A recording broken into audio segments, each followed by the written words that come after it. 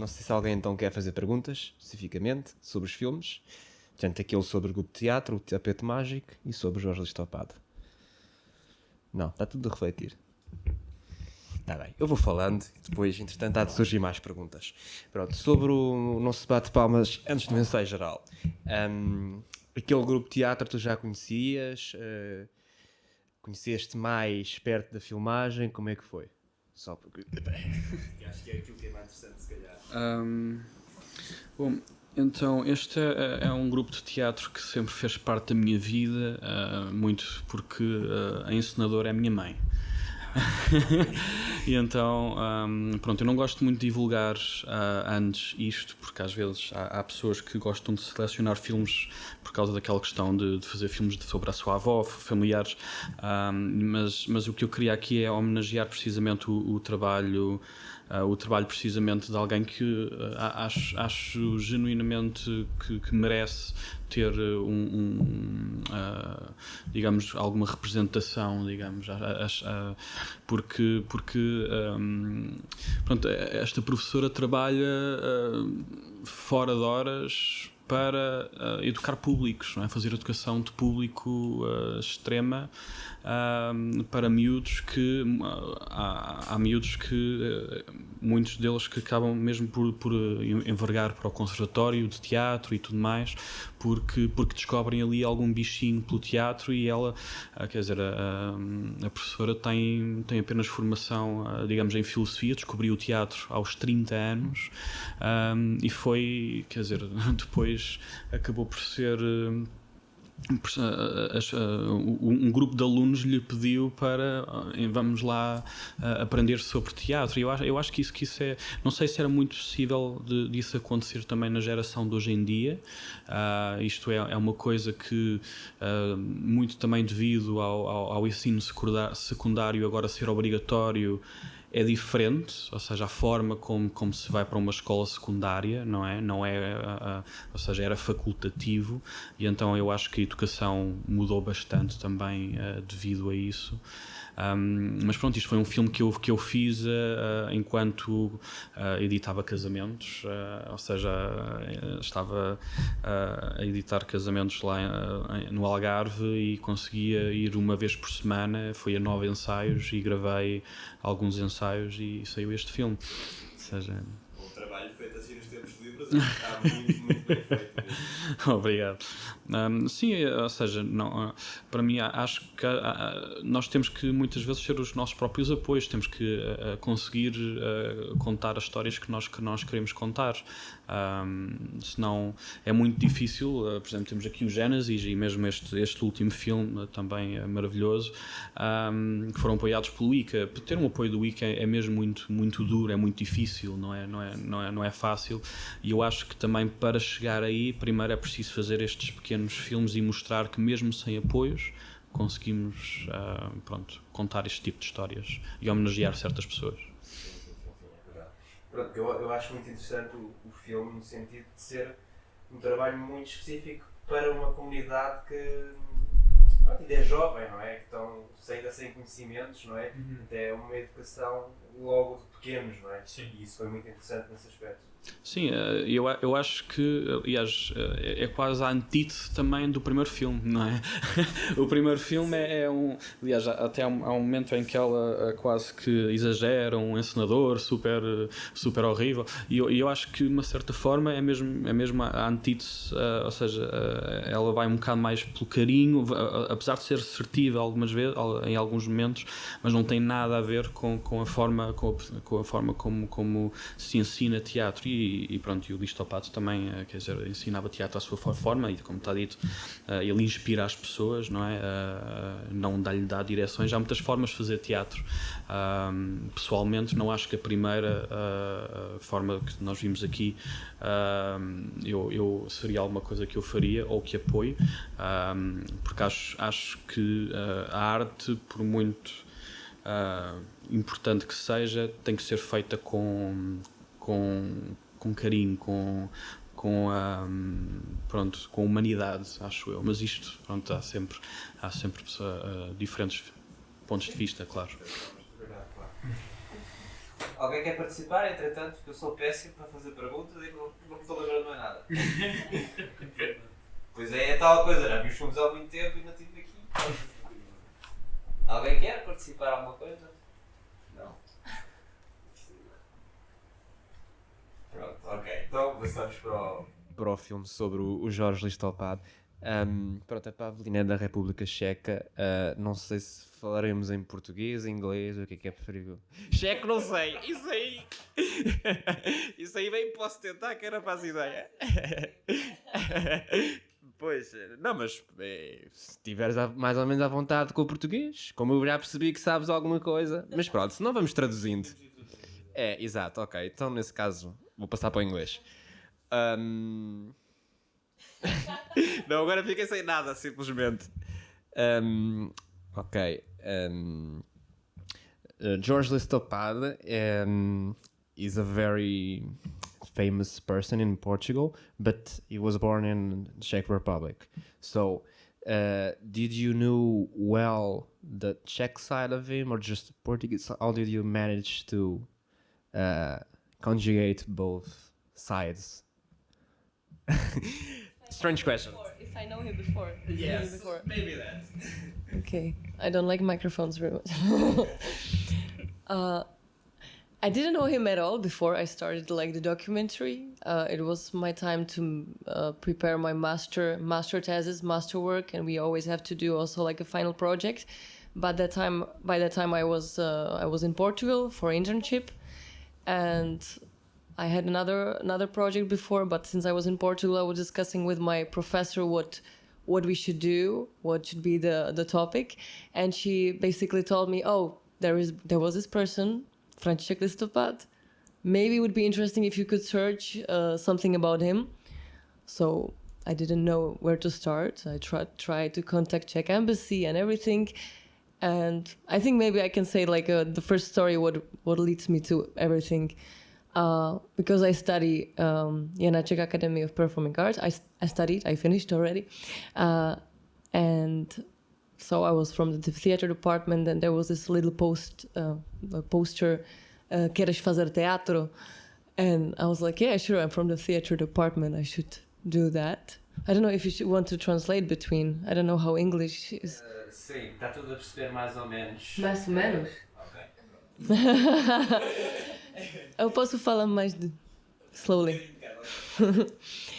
And so I contact, by the way, the person I contact was Julio Fonseca. So I didn't know anything about it and said, okay, you can come to the theater. We're going to talk. We're going to see. And I was on the beach and I was searching. Maybe I should know something about the theater, what I'm going to attend. And that was TUT, Teatro Académico, which basically František Listopad found actually. And so that was really nice. I was like, okay, this is very interesting. So after the class, I said, okay, I want to do the documentary about this person. Maybe we could do some interviews. And that's how I found about František Listopad, basically. And that started everything, accidentally. I didn't know, but now I know a lot, I would say. Okay, another question. Since the project was made in Czech Republic, how was it to move the production to Portugal? Was it easy? Not? Maybe between you two, right? I found Henrik by accident. We meet for the project. You're a friend of Vera. So as well, we meet for the project, but yeah, it was very hard because usually, as my school, they don't really cannot borrow the technique and the cameras abroad, and because I was here for 1 year, I was without the technique, I was without anything, no support, anything.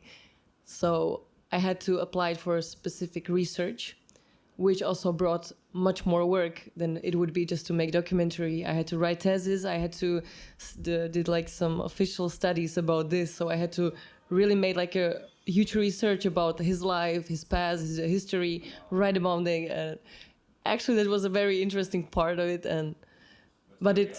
Yeah, it took me 2 years like to do everything together, so I had to make my studies one year longer because of that fact, actually. But yeah, it was very very nice process, I would say. But yeah, so because of this specific research, I received some money, so I could buy a technique. But let's talk about like not too expensive, something like nice, shipment from Hong Kong or somewhere.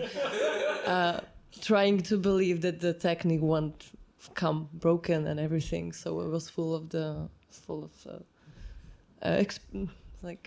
not stress, I would say, maybe a bit. And yeah, then we did everything here, basically like low budget in Portugal, which is usually how things are and films are created. Not every time you have like a lot of things to work with, so it's always a process, like filmmaking documentaries. Basically, sometimes you never know what will come from that, and you're hoping for the best, and at least like we'll have a forum to show and everything.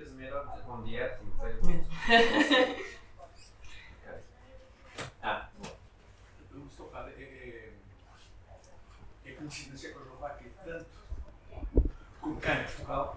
Ok, não sei se ela sabe responder a isso, mas podemos tentar, porque ela, pelos vistos, não conhecia ele, não é? Mas eu vou perguntar. Ok. Em relação ao teatro.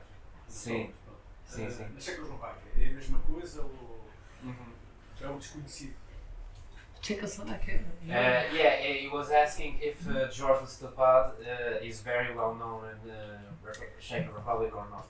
I think in Portugal he's like well known. Like we don't because as well when we are talking in Czech about like Second World War, like creators, directors, poets, we have many of them.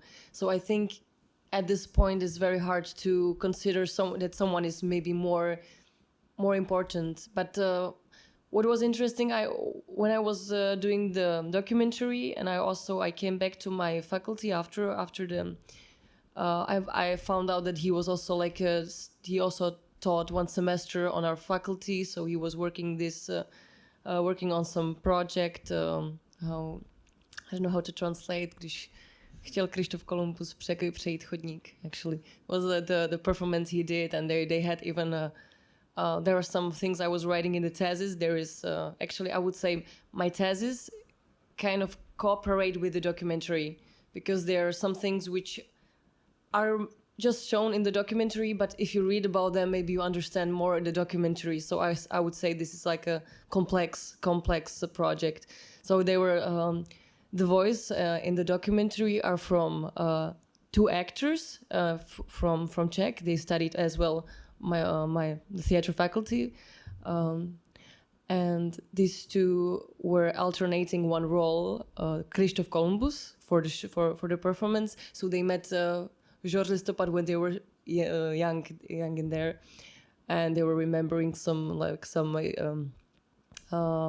they had a horse on the stage, because we have a theater, like a studio Marta, which is for the acting students to practice, and this was the Marta studio was new that time, and they brought up a horse in the stage, and they did some like very like I think not sometimes like I think he for sure like Jorge Listopad was like a unique director, and I believe like his way how he leads in the as well poetic way had to be really interesting for everyone.